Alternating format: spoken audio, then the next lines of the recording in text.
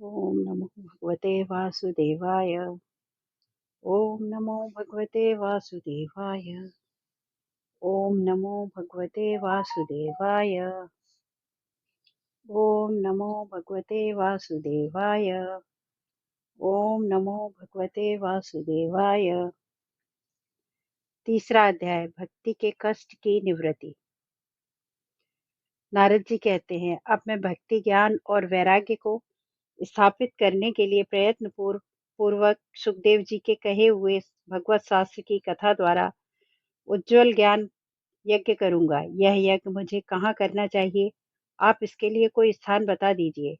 आप लोग वेद के पराक्रमी हैं, इसलिए मुझे इस सुख शास्त्र की महिमा सुनाइए। यह भी बताइए कि श्रीमद् भागवत की कथा कितने दिनों में सुनानी चाहिए और उसके सुनने की विधि क्या है। सनकादिक बोले, नारद जी, आप बड़े विनीत और विवेकी हैं। सुनिए, हम आपको ये सब बातें बताते हैं। हरिद्वार के पास आनंद नाम का एक घाट है। वहाँ अनेकों ऋषि रहते हैं तथा देवता और सिद्ध लोग भी उसका सेवन करते हैं। भांति भांति के वृक्ष और लताओं के कारण वह बड़ा सघन है और वहाँ बड़ी कोमल नवीन बालू बिछी है। वह घाट बड़ा ही पुण्य और एक सुरम्य और एकांत प्रदेश में है। वहाँ हर समय सुनहले कमलों की सुगंध आया करती है। उनके आसपास रहने वाले सिंह, हाथी आदि परस्पर विरोधी जीवों के चित्त भी वैर भाव नहीं है। वहाँ आप बिना किसी विशेष प्रयत्न के ही ज्ञान यज्ञ आरंभ कर दीजिए। उस स्थान पर कथा में अपूर्व रस का उदय होगा। भक्ति भी अपनी आंखों के ही सामने निर्बल और जरा जीर्ण अवस्था में पड़े हुए ज्ञान और वैराग्य को साथ लेकर वहां आ जाएगी। क्योंकि जहां भी श्रीमद् भागवत की कथा होती है, वहां ये भक्ति आदि अपने आप पहुंच जाते हैं। वहां कानों में कथा के शब्द पढ़ने से ये तीनों तरुण हो जाएंगे।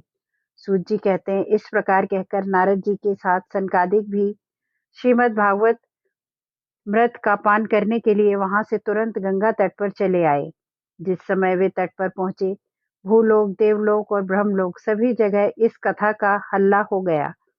जो भक्त कथा के रसिक विष्णु भक्त थे, वे सभी श्रीमद् भागवतम का भागवत मृत श्रीमद् भागवत मृत का पान करने के लिए सबसे आगे दौड़ दौड़कर आने लगे। भृगु, वशिष्ठ, च्यवन, गौतम, मेधातिथि, देवल, देवराज, परशुराम, विश्वामित्र, शाकुल, मार्कंडेय, दत्तात्रेय, पिपलाद, योगेश्वर व्यास और पराशर, छाया शुक, जाजली और जद्दू आदि सभी प्रधान प्रधान मुनिगण अपने अपने पुत्र, शिष्य और स्त्रियों समेत बड़े प्रेम से वहां आए। इनके सिवा वेद, वेदांत, उपनिषद, मंत्र, तंत्र, 17 पुराण और 6 शास्त्र भी मूर्तिमान होकर वहां उपस्थित हुए। गंगा आदि नदियां, पुष्कर आदि सरोवर, कुरुक्षेत्र आदि समस्त क्षेत्र, सारी दिशाएं, दंडक आदि वन, हिमालय आदि पर्वत तथा देव, गंधर्व और दानव आदि सभी कथा सुनने चले आए। जो लोग अपने गौरव के कारण नहीं आए, महर्षि भृगु उन्हें समझा बुझा कर ले आए। तब कथा सुनाने के लिए दीक्षित होकर श्री कृष्ण परायण सनकादिक नारद जी के दिए हुए श्रेष्ठ आसन पर विराजमान हुए। उस समय सभी श्रोताओं ने उनकी वंदना की। श्रोताओं में वैष्णव, विरक्त, सन्यासी और ब्रह्मचारी लोग आगे बैठे और उन सबके आगे नारद जी विराजमान हुए। एक और ऋषिगण और एक और देवता और एक और वेद और उपनिषद तथा एक और तीर्थ बैठे और दूसरी ओर स्त्रियां। उस समय सब और जय जयकार, नमस्कार, शंखों का उद्घोष होने लगा और अबीर, गुलाल, खील एवं फूलों की खूब वर्षा होने लगी। कोई कोई देवश्रेष्ठ तो विमानों पर चढ़कर वहां बैठे बैठे हुए सब लोगों पर कल्प वृक्ष के पुष्पों की वर्षा करने लगी। सूत जी कहते हैं, इस प्रकार पूजा समाप्त होने पर जब सब लोग एकाग्रचित हो गए, तब सनकादिक ऋषि महात्मा नारद को श्रीमद् भागवत का महात्म्य स्पष्ट करके सुनाने लगे। सनकादिक ने कहा, अब हम आपको इस भागवत शास्त्र की महिमा सुनाते हैं। इसके श्रवण मात्र से मुक्ति हाथ लग जाती है। श्रीमद् भागवत की कथा का सर्वदा सेवन आस्वादन करना चाहिए। इसके श्रवण मात्र से श्री हरि हृदय में विराजते हैं। इस ग्रंथ में 18,000 श्लोक और 12 स्कंद हैं तथा श्री सुखदेव जी और राजा परीक्षित का संवाद है। आप यह श्री भागवत शास्त्र ध्यान देकर सुनिए। यह जीव तभी तक अज्ञानवश इस संसार चक्र में भटकता है जब तक क्षण भर के लिए भी कानों में इस सुख शास्त्र की कथा नहीं पड़ती। बहुत से शास्त्र और पुराण सुनने से क्या लाभ है? इससे तो व्यर्थ का भ्रम बढ़ता है। मुक्ति देने के लिए तो एकमात्र भागवत शास्त्र ही गरज रहा है। जिस घर में नित्य प्रति श्रीमद् भागवत की कथा होती है वह तीर्थ रूप हो जाता है और जो लोग उसमें रहते हैं उनके सारे पाप नष्ट हो जाते हैं। हजारों अश्वमेध और सैकड़ों वाजपेयी यज्ञ इस सुख शास्त्र की कथा का 16वां अंश भी नहीं हो सकते। तपोधनो, जब तक लोग अच्छी तरह श्रीमद् भागवत का श्रवण नहीं करते तभी तक उनके शरीर में पाप निवास करते हैं। फल की दृष्टि से इस सुख शास्त्र की समता गंगा, गया, काशी, पुष्कर या प्रयाग कोई तीर्थ भी नहीं कर सकता। यदि आपको परम गति की इच्छा है तो अपने मुख से श्रीमद् भागवत के आधे अथवा चौथाई श्लोक का भी नित्य नियम पूर्वक पाठ कीजिए। ओमकार, गायत्री, पुष्प, पुरुष सूक्त, तीनों वेद, श्रीमद् भागवत, ओम नमो भगवते वासुदेवाय, यह द्वादश अक्षर मंत्र 12 मूर्तियों वाले सूर्य भगवान, प्रयाग संवत्सर रूप, काल, ब्राह्मण, अग्निहोत्र, गौ, द्वादशी तिथि, तुलसी, वसंत ऋतु और भगवान पुरुषोत्तम, इन सब में बुद्धिमान लोग वस्तुतः कोई अंतर नहीं मानते। जो पुरुष अहर्निश अर्थ सहित श्रीमद् भागवत शास्त्र का पाठ करता है उसके करोड़ों जन्मों का पाप नष्ट हो जाता है। इसमें तनिक भी संदेह नहीं है। जो पुरुष नित्य प्रति भागवत का आधा या चौथाई श्लोक भी पढ़ता है उसे राजसूय यज्ञ और अश्वमेध यज्ञों का फल मिलता है। नित्य भागवत का पाठ करना, भगवान का चिंतन करना, तुलसी को सींचना और गौओं की सेवा करना, ये चारों समान है। जो पुरुष अंत समय में श्रीमद् भागवत का वाक्य सुन लेता है उस पर प्रसन्न होकर भगवान उसे वैकुंठ धाम देते हैं। जो पुरुष इसे सोने के सिंहासन पर रखकर विष्णु भक्त को दान करता है वह अवश्य ही भगवान का सायुज्य प्राप्त करता है। जिस दुष्ट ने अपनी सारी आयु में चित्त को एकाग्र करके श्रीमद् भागवत मृत का थोड़ा सा भी रसवादन नहीं किया उसने तो अपना सारा जन्म चांडाल और गधे के समान व्यर्थ ही गंवा दिया। वह तो अपनी माता को प्रसव पीड़ा पहुंचाने के लिए ही उत्पन्न हुआ। जिसने इस सुख शास्त्र के थोड़े से भी वचन नहीं सुने वह पापात्मा तो जीता हुआ ही मुर्दे के समान है। पृथ्वी के भार स्वरूप उस पशु तुल्य मनुष्य को धिक्कार है।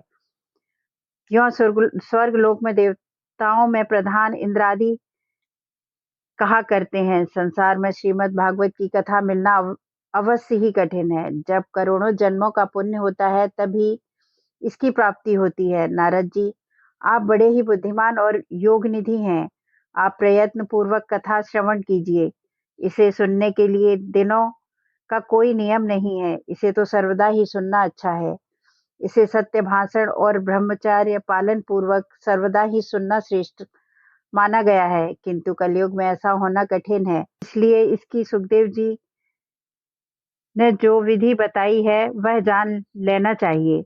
कलयुग में बहुत दिनों तक चित्त वृत्तियों को वश में रखना, नियमों में बंधे रहना और किसी पुण्य कार्य के लिए दीक्षित रहना कठिन है। इसलिए सप्ताह श्रवण की विधि है। श्रद्धा पूर्वक कभी भी श्रवण करने से अथवा माघ मास में श्रवण करने से जो फल होता है वही फल श्री सुखदेव जी ने सप्ताह श्रवण में निर्धारित किया है। मन के असंयम, रोगों की बहुलता और आयु की अल्पता के कारण तथा कलयुग में अनेकों दोषों की संभावना से ही सप्ताह श्रवण का विधान किया गया है। जो फल तप, योग और समाधि से भी प्राप्त नहीं हो सकता वह सर्वांग रूप में सप्ताह श्रवण से सहज से ही मिल जाता है। सप्ताह श्रवण यज्ञ से बढ़कर, व्रत से बढ़कर, तप से कहीं बढ़कर है। तीर्थ सेवन से तो सदा ही बड़ा है। योग से बढ़कर है, यहाँ तक कि ध्यान और ज्ञान से भी बढ़कर है। अजी इसकी विशेषता का कहाँ तक वर्णन करें, यह तो सभी से बढ़ चढ़कर है। शौनक जी ने पूछा, सूत जी यह तो आपने बड़े आश्चर्य की बात कही। अवश्य ही यह भगवत पुराण योगवेता ब्रह्मा जी के भी आदि कारण श्री नारायण का निरूपण करता है, परंतु यह मोक्ष प्राप्ति में ज्ञान आदि सभी साधनों का तिरस्कार करके इस युग में उनसे भी कैसे बढ़ गया। सूत जी ने कहा, शौनक जी जब भगवान श्री कृष्ण इस धरा धाम को छोड़कर अपने नित्य धाम को जाने लगे, तब उनके मुखारविंद से एकाद एकादश स्कंद का ज्ञानोपदेश सुनकर भी उद्धव जी ने पूछा। उद्धव जी बोले, गोविंद अब आप तो अपने भक्तों का कार्य करके परम धाम को पधारना चाहते हैं, किंतु मेरे मन में एक बड़ी चिंता है, उसे सुनकर आप मुझे शांत कीजिए। अब घोर कली काल आया ही समझिए, इसलिए संसार में फिर अनेकों दुष्ट प्रकट हो जाएंगे। उनके संसर्ग से जब अनेकों सत्पुरुष भी उम्र प्रकृति के हो जाएंगे, तब उनके भार से दबकर यह गौरूपणी पृथ्वी किसकी शरण में जाएगी। कमल नयन, मुझे तो आपको छोड़कर इसकी रक्षा करने वाला कोई दूसरा नहीं दिखाई देता, इसलिए भक्त वत्सल आप साधुओं पर कृपा करके यहाँ से मत जाइए। भगवान आपने निराकार और चिन्मात्र होकर भी भक्ति के लिए ही तो यह सगुण रूप धारण किया है, फिर भला आपका वियोग होने पर वे भक्तजन पृथ्वी पर कैसे रह सकेंगे।